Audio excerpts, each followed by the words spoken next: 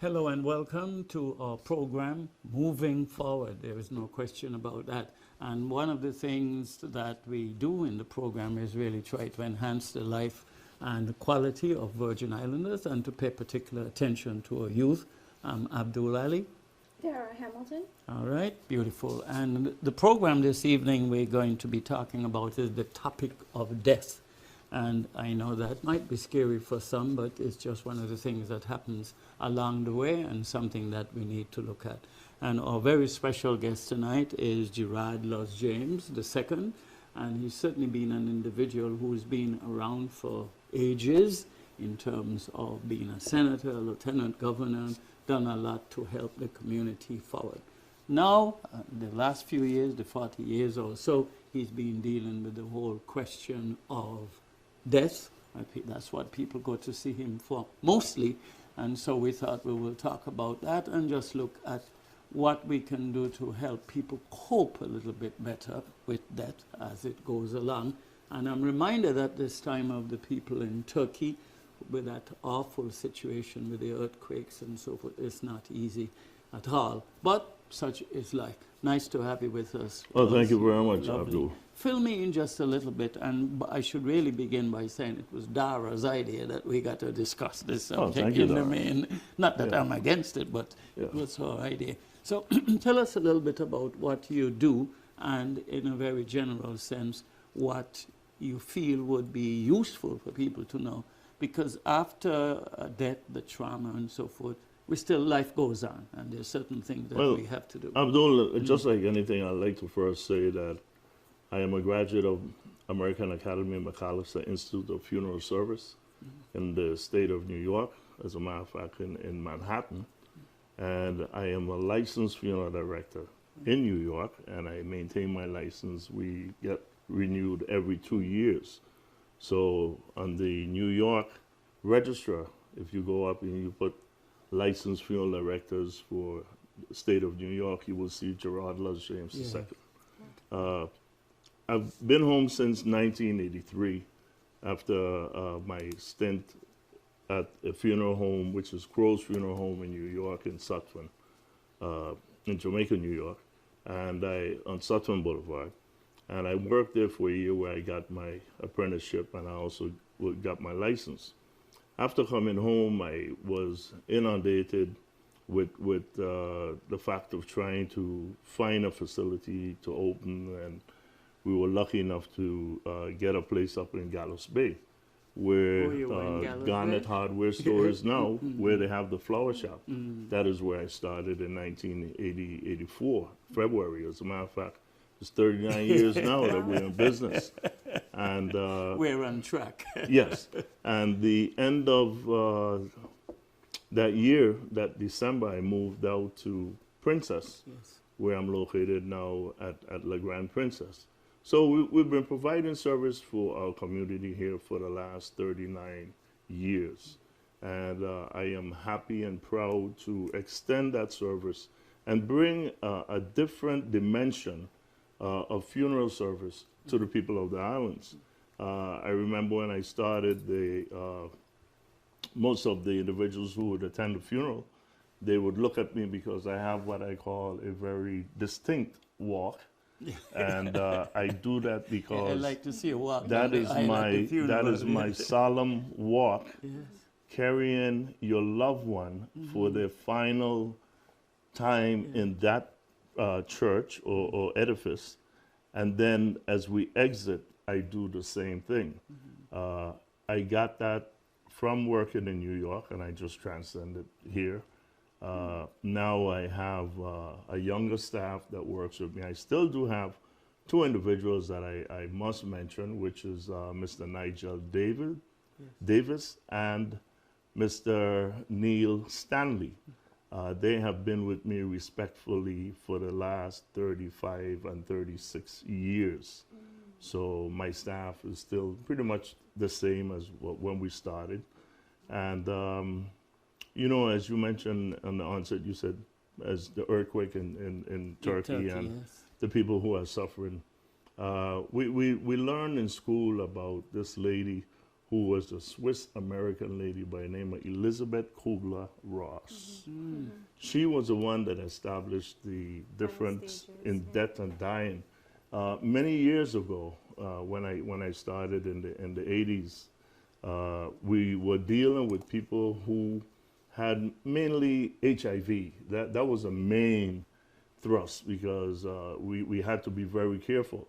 But nonetheless, while working on cases of individuals who had HIV, not all the time I was told by family members or by other authorities that this individual actually has HIV. So on occasion, sometimes you don't prepare yourself for it, which you should prepare yourself at all times. And I would also say what happened to some of my colleagues in New York. I lost 5 colleagues in New York the last 2 to 3 years because of COVID. And it's just a natural fact that we have while working on an individual. Yeah. And after we unshroud, take our gloves off, we may have just forgot one thing and we go back to make a correction. And that little thing right there can transmit difference. disease and everything. So it's very, very difficult. But when people pass, or when you have an individual in your family that pass, and I am happy to say that I was privileged to work on my grandmother, all my uncles, all my aunts, my father, and before my father, I lost my son. That was the hardest part that, as a parent, I ever went through.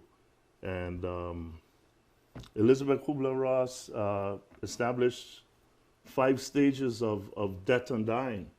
And the first is denial. And you don't want to accept what happened. That's true. Second stage is anger. You're going to be very frustrated. And then the third stage is bargaining. Had I been there or had this been different, it wouldn't have happened.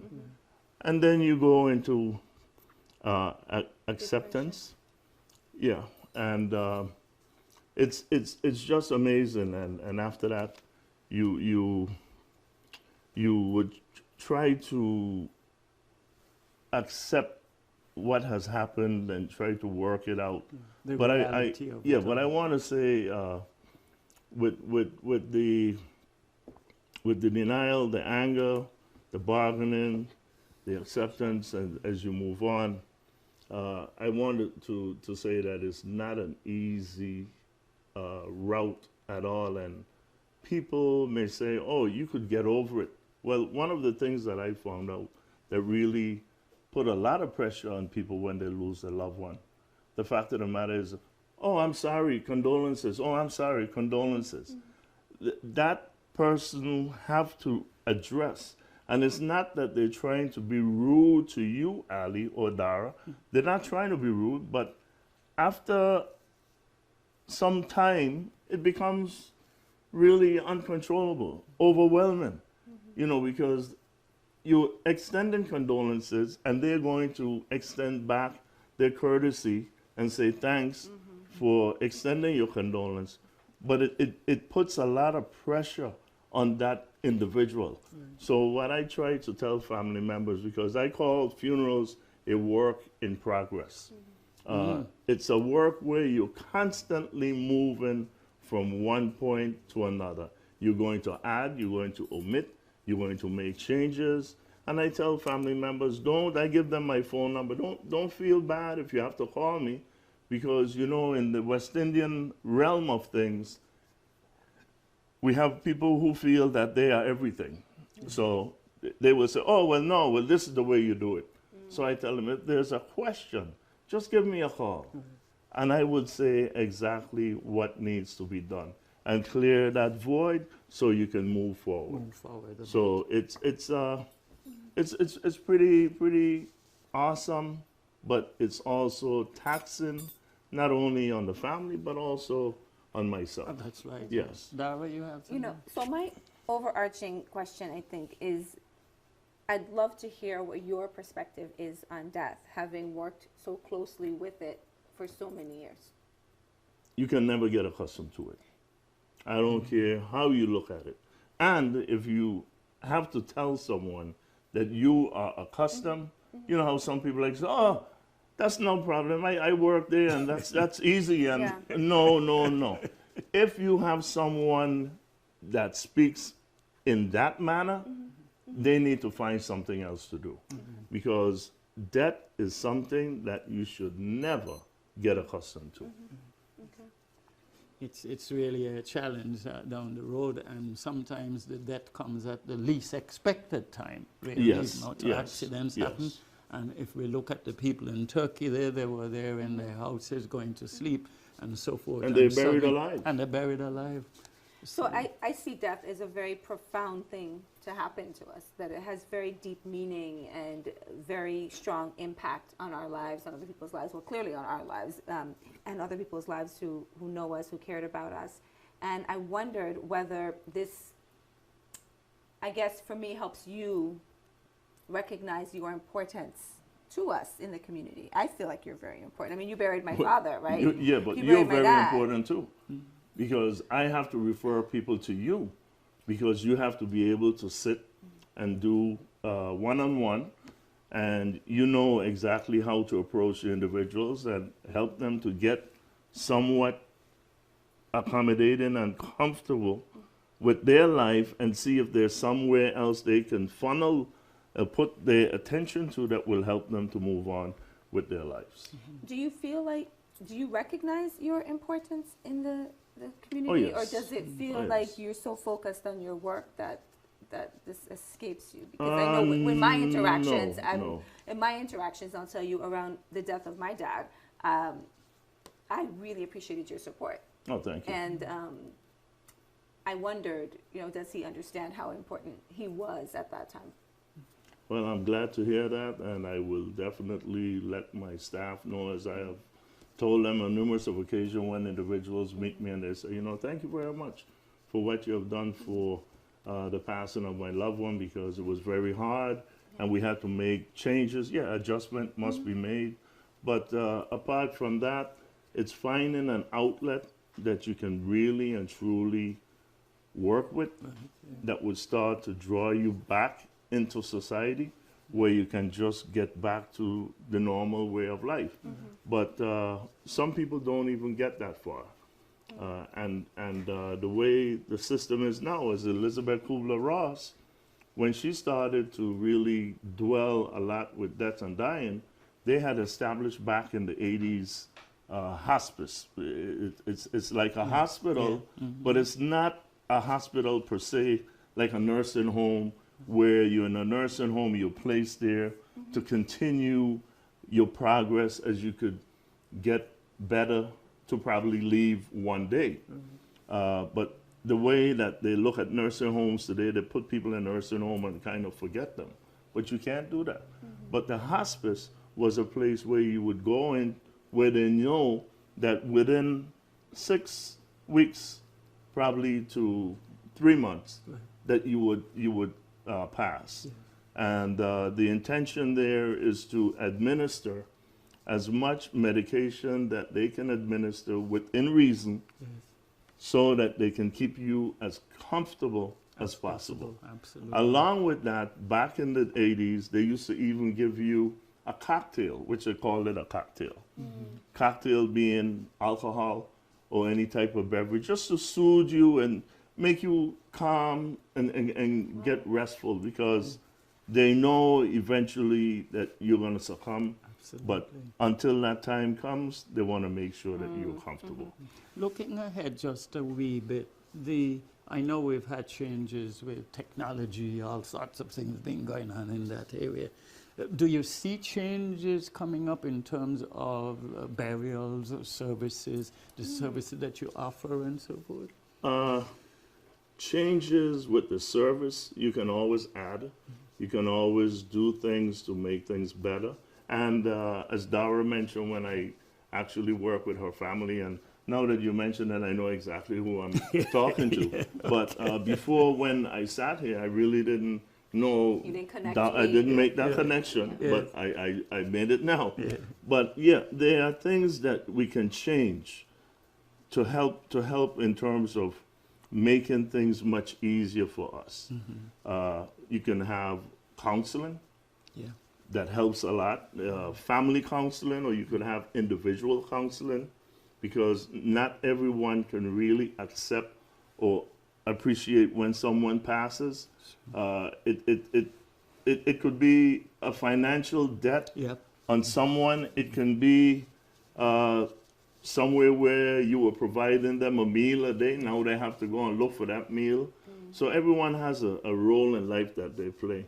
But in terms of here, I think we're kind of like running out of spots, or I should say land, Oh, yes. here in we're St. doing Croix. And things. I'm glad to be on St. Croix, by the way, because St. Croix is larger. And we do have a lot of land. And the land that we're using right now, I remember as a little kid, that land was just flourishing with sugar cane. Right, yeah. You know, we had sugar cane from Now the it's time flourishing with people. no, I wouldn't say it's flourishing with people, but I would say this: it's a place where we put our loved ones to rest. Absolutely. Yes. I wonder what are some of the more, if you can share to the extent that you can, the more interesting rituals you have seen over the years. That is very fascinating because Muslims have their own rites that they follow rituals. The Jews have theirs. The Protestants have theirs. The Indians have theirs. So you could go through everything. If someone walks into me and they tell me, we want to have a sea burial. So, okay.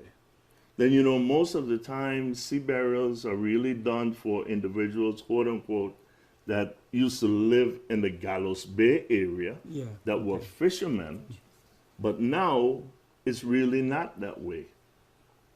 You Sea see burials, people who want sea burials? yeah, sea burial now are done most by those who move to the islands to live, as we say, and find St. Croix or the Virgin Islands as their home, and they love the island so much that they want to be buried at sea. Okay, so and it's done on a regular basis, not as quite often as we did in the earlier days, but nonetheless, yes, sea burial is part of it. We have sea burial, we have cremation, Cremation, yeah. and sometimes we have a direct cremation where we go and retrieve the individual from the hospital and go directly to the crematory, or what is done a lot, we do what we consider a service with a cremation. So we go and we do the service, and then we bring them back to the facility where we now take them out of a rental casket Yeah. and put them in what we consider a combo unit, and we take them to the crematory where they will be cremated, and the cremains will be returned back to us to pass on to the family. It's certainly very, very interesting indeed to see the process. Yes, it is. Yes, it that they is. go through, and then those that you put in the actual casket, and then you have to drive from. Well, where you are up let to. me say this too, because sometimes people don't understand. Because you mentioned put into the casket, there's different type of caskets.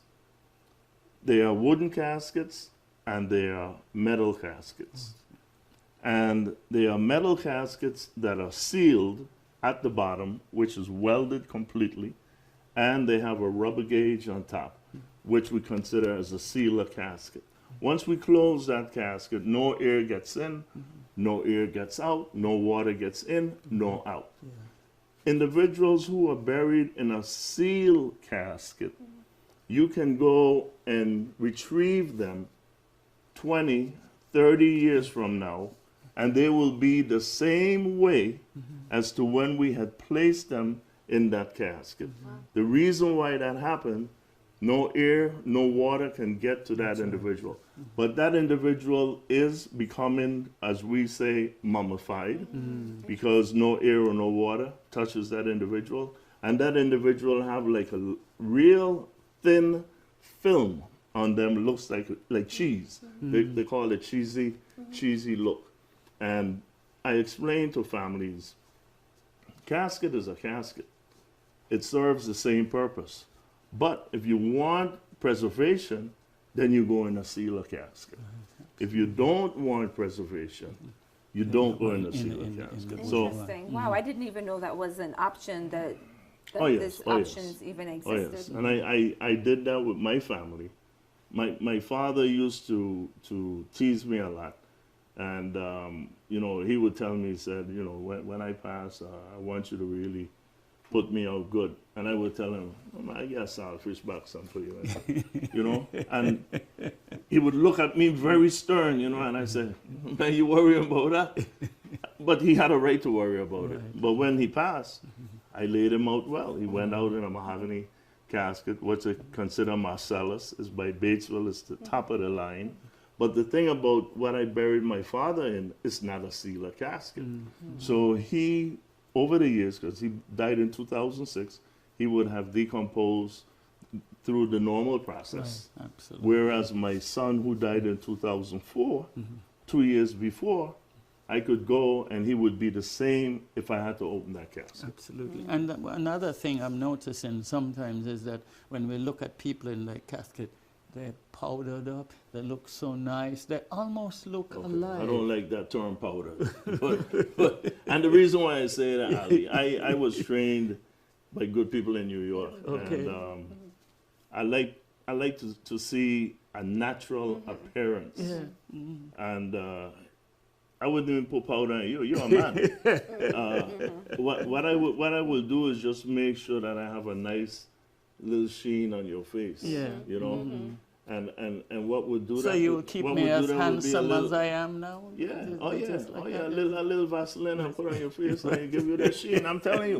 But you're laughing, but I'm telling you that gives you the sheen. Yeah, because I've And- seen and people. your skin Yes. will absorb the Vaseline, and it blends right in. Absolutely, yes. Yeah. Oh, It's an interesting situation, and I say that because I've seen people who passed down, and when you look at them, you know, they look as beautiful as ever. The skin, everything, it's just What I perfect. really and truly admire, and I like, because my hands are the key. I have a young man there now by the name of Neil Stanley, which I mentioned before. Right. And I have to give Neil accolades because he does 90%, or I should say 95% of the cases that we have now. I do my embalming, but very rare. And the last person that I prepared was my mother, and which was 4 years ago. So I give Neil Stanley all kudos. Yeah. He has learned and learned well.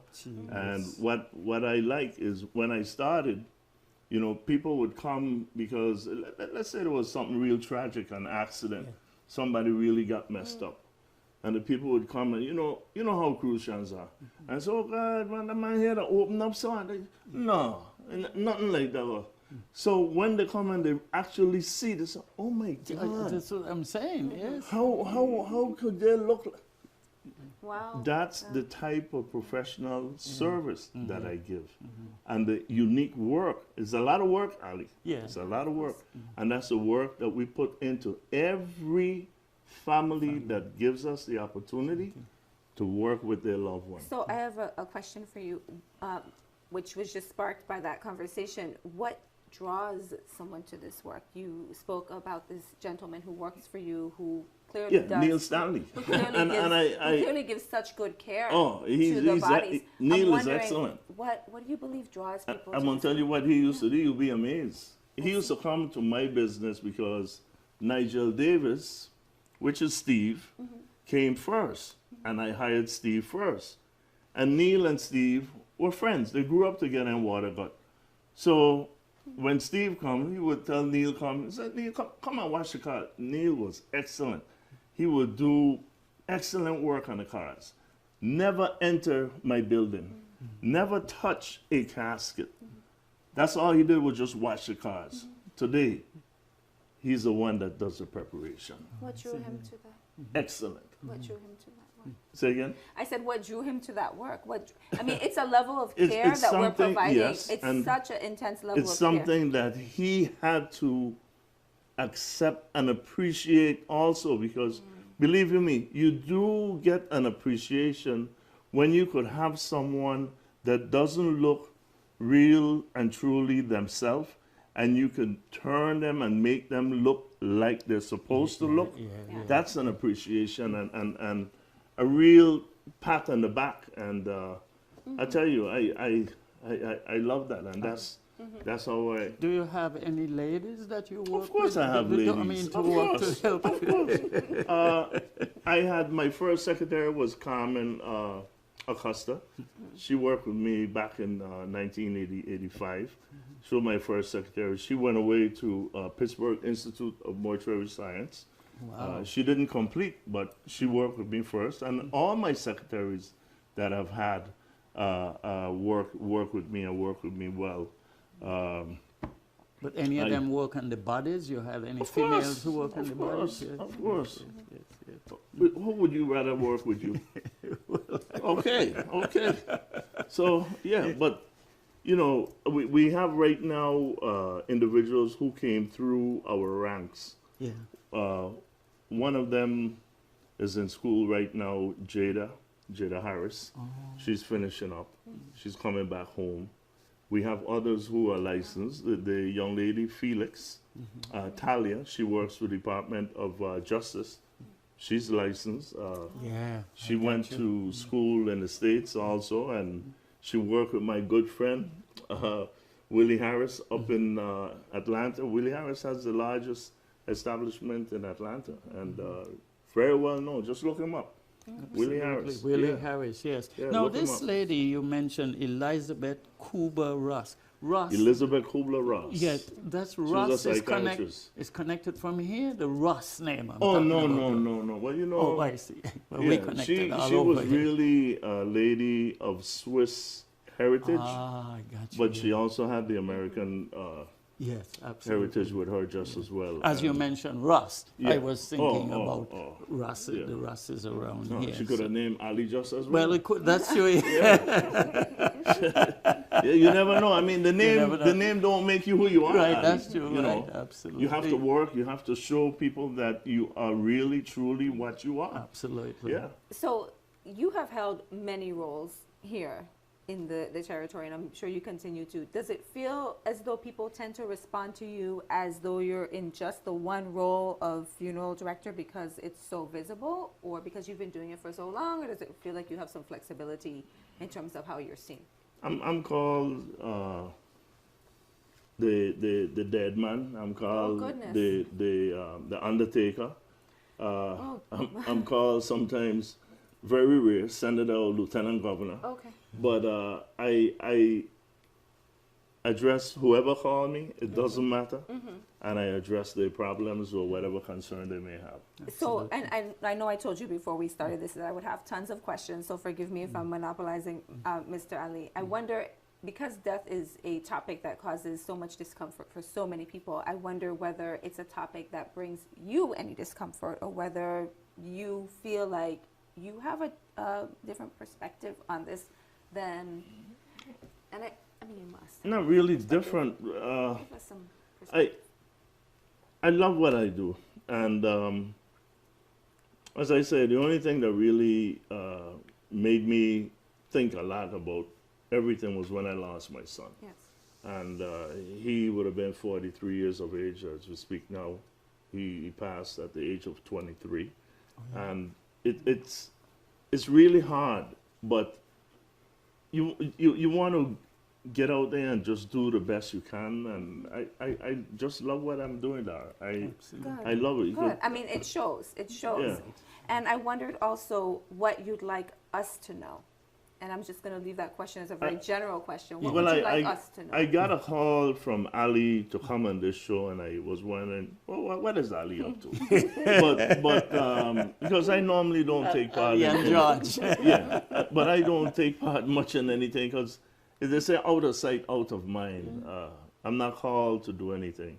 And when Ali told me, I said, sure, why not, Ali? Because people need to know about death and that. They need to know what they can do, because as I come back to you, Dara, they need your side of the profession, because you can sit them down one-on-one or in a group council and give them that information that they need to carry out, as well as come back to you once they have done certain things. Well, you know, that's a level of avoidance. The fact that if you say people are not calling you, we're really avoiding the idea that we don't want to interact with anything that reminds us of death in any way. We'd like to leave it to the side to the last possible moment that we actually have to confront it. And of course, I'm of the perspective that the more we interact with something, the less anxious we can become with it, which would be, for example, like your gentleman, Mr. Stanley, is that Stanley, his name? yeah, Neil Who works Stanley. with you, that he was able to develop a different relationship with death than he had when he first started working Yeah, he's with you. excellent. And so Excellent. the issue is that we rarely talk about this topic. We prefer to avoid it, which reinforces the anxiety around it. And I would love it if we did more talking about death, and instill some rituals that assist us preceding death, and during death and after death. You know, And, you so know, I'd love to develop that. Yeah, and you're right, Dara. And you come to my establishment, and you'll see him sitting right there on the sofa, and you wouldn't even realize that he plays such an important part. You know, because he's so subdued and subtle. Absolutely. We've But got it's, to it's, this- it's good. This sounds interesting, and I'm glad that you were able to come and talk about death, because not everybody's comfortable with it, but it's something that's going to happen along the way, and we need to be ready. And you mentioned denial, anger, bargaining, acceptance, and the reality that your brother, your sister, husband, boyfriend, whomever it is, We is all not have to And walk that ourselves. road. Yeah. and I think one thing that's really important is to try to keep the memory of those who have passed on alive. You know something, Ali? You just touch something that's very important. And I use myself as an example. I just took the headstone for my mother and father to Christian State Cemetery so that it can be erected. I had that headstone in my office for quite a while. And, you know, people come in and I use it as an example, but nonetheless, people come and say, well, how come that headstone isn't where it belongs? And they're right. And I keep telling them, it reminds me as though I'm like a mechanic. You know, I drive in an old car, but I fix your car and keep you going. You know, and I said, it's so ironic how that is, but yesterday I took it to the cemetery. So that will be a fix. And that is something that I would like to see the government take a real role into. We need a welder, because we have iron work in the cemeteries. We need a mason, and we need a carpenter, as well as people who will do the maintenance of the lawn and everything. And we need people who go in and paint and keep all these the memory vaults alive, and yeah. everything looking pristine. Right. Yes. You know, I go in the cemetery myself, and I do the painting, and especially in the Veterans Memorial, I go and I wash it down with Clorox and everything, and I paint it back in the black that's supposed to be in the headstone. Make it look real nice. Yeah, keep the memory Yeah. alive. All right, well, I think we're just about wrapped up in terms of time. I just want to thank you so much for sharing. Gerard LUZ James II, Yes, sir. the man himself. It's something, And, yes. well, I just telling you, Hey, I the know man the and the family. legend. I and mean, then he's done a lot across. Dara. He's done so much across your life, and so Yeah, much for but us across your life. we really appreciate your efforts and all that you have done, and let's hope that we will continue with the discussions as we go along, and that if one thing comes out of this that people could recognize, we try to keep the memory of those who passed Of on course, alive of course. in a very positive way, Of because course. that we could definitely do. All right? So Well, Ali and Dara, thank you very much. And you could invite me again. I didn't know what I was coming to, but Definitely. it certainly has been good. yeah, fine, lovely. Yes. All right, beautiful.